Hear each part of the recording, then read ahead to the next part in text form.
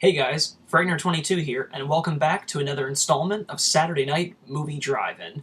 Browsing across what seems to be like the endless, unwatched pile of movies that I have, I tend to always kind of, scour the titles that I have gotten from my good friends Sean and George from VHSPS.com. They offer some of like the best VHS to DVD transfers of films that have been long out of print or just have never seen a legitimate DVD release or any kind of release outside of their original VHS releases way back in the 80s and 90s. So I have just an endless amount of films from them that I just haven't been able to gotten around to watching, and I figured this week I would actually take a chance on another film of theirs that I haven't gotten to, and this is a film that I picked up because I was just so intrigued by the killer artwork that the VHS cover had. So it just seemed really, really cool, and the really great ensemble genre cast members that they had was enough for me to, really pique my interest.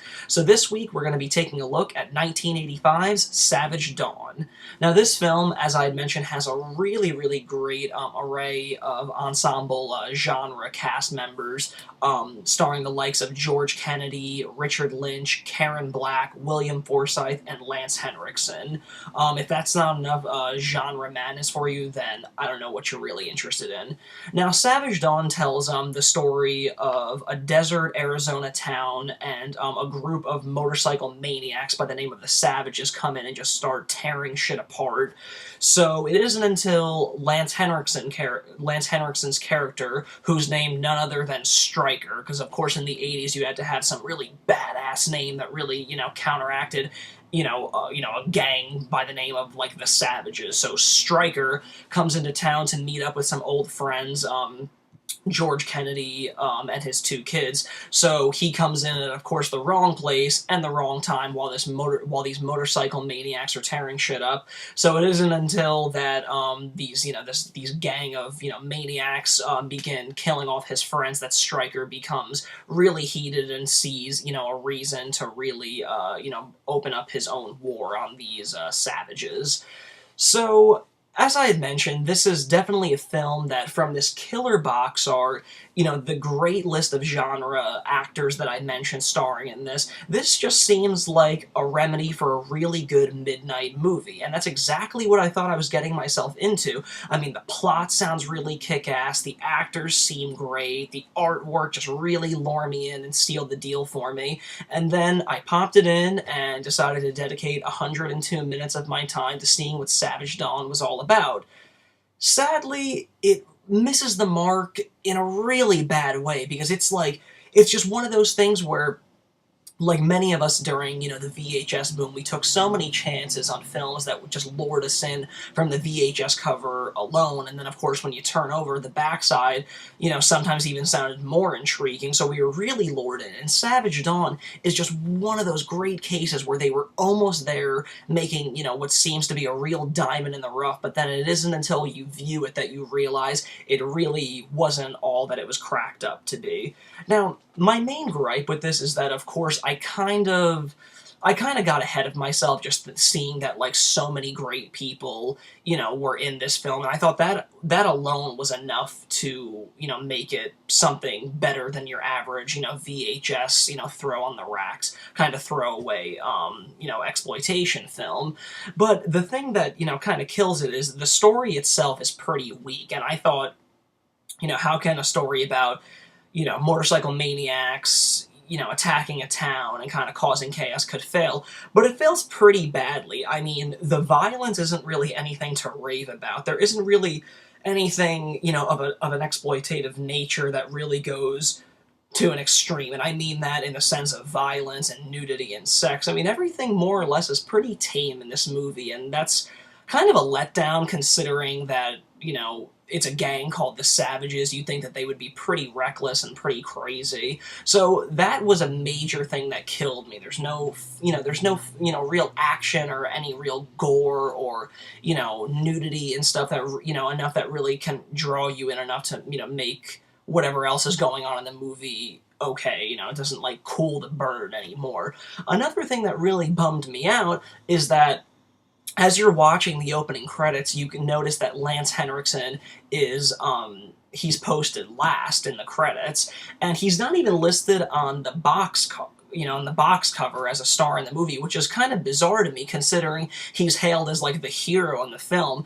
But as the film kind of, rolled out, you kind of, see why he was billed last on it, because he's fucking hardly in it. I mean, what kind of a movie has a motorcycle gang overtaking a town and killing off friends of the hero, but the hero is barely in it?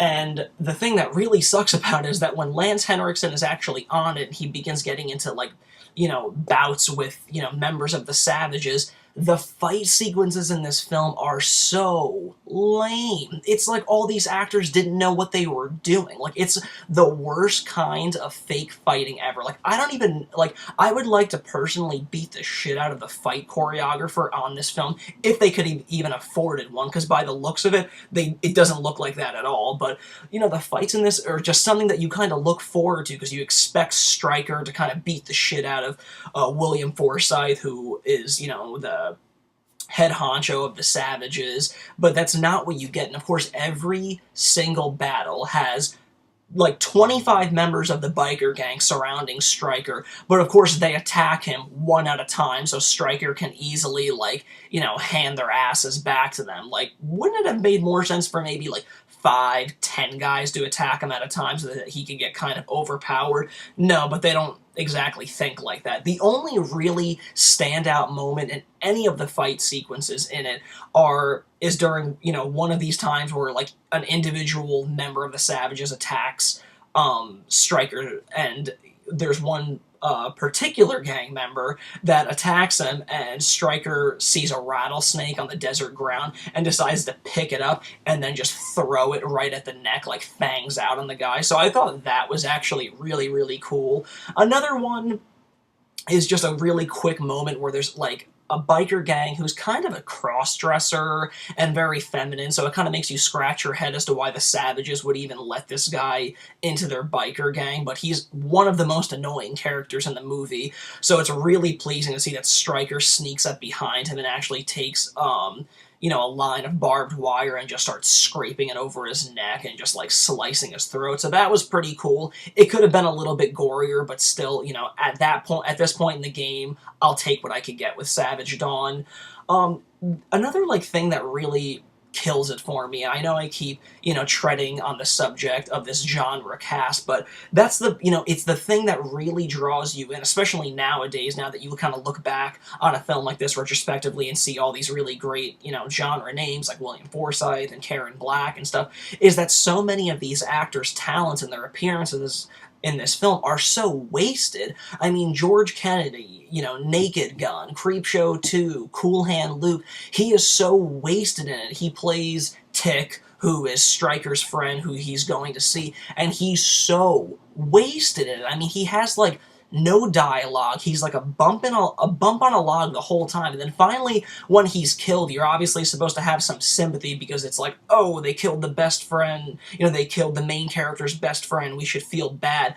But you just don't care because, like, you didn't get a strong foundation or a real emotional attachment to George Kennedy's character. So that's one right there that you can write off. Lance Henriksen, need I say more? I mean, he's hardly in it, and he's supposed to be hailed as the hero of the film, but he only comes on when it's, like, convenient for him, and he just comes on at, like, the worst times where it's just so, like, overdue. Like, your interest in, like, waiting for him to show up has just been, like, completely wasted, so that by the time he actually appears in the film, you don't even care anymore.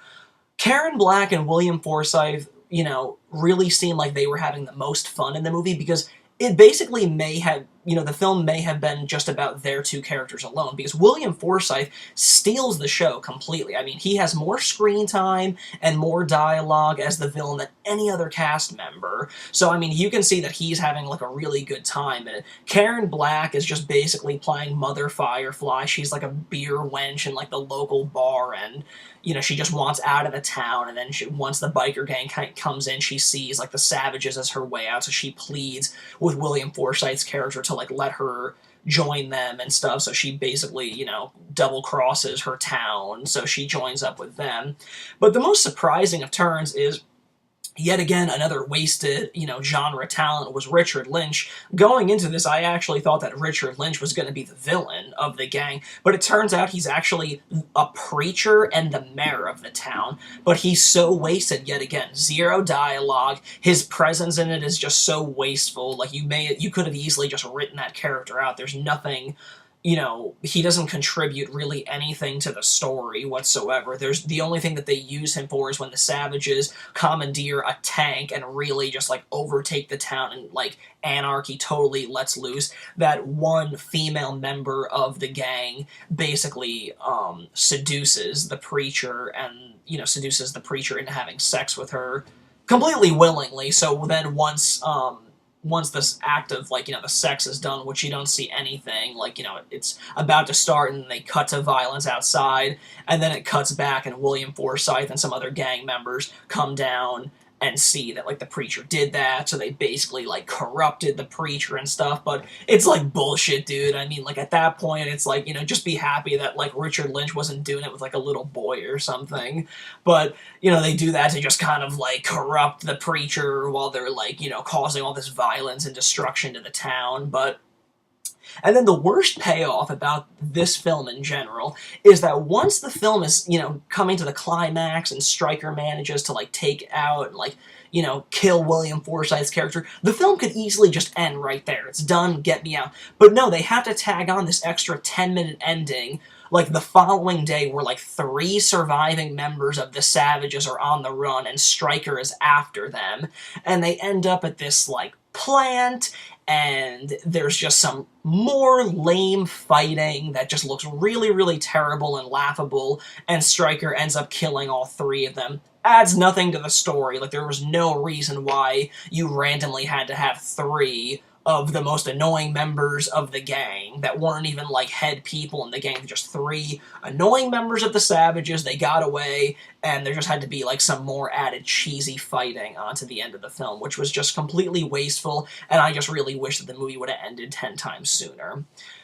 Now, overall, I know that this film seemed like it held a lot of promise, but sadly, isn't that how so many of our VHS days went? We see a box cover, we see familiar names, hey, this looks cool, I'll give it a try, but lo and behold, it always falls short, and Savage Dawn is a perfect example of, bygone days from the VHS era where we thought we were gonna open up and see something really entertaining and really good, but alas, we get something pretty boring and pretty wasteful. So overall, this is a pretty forgettable film, but if you're just intrigued enough by the box art and, the interesting cast members in this just to see what Savage Dawn really is, give it a try from my friends over at VHSPS.com and, give it a whirl and see, if maybe I missed something, but I highly doubt that I did. Well, guys, that's all I got for you this week on Saturday Night Movie Drive-In. Thanks again for tuning in, and I'll catch you next time. This has been Frightener22.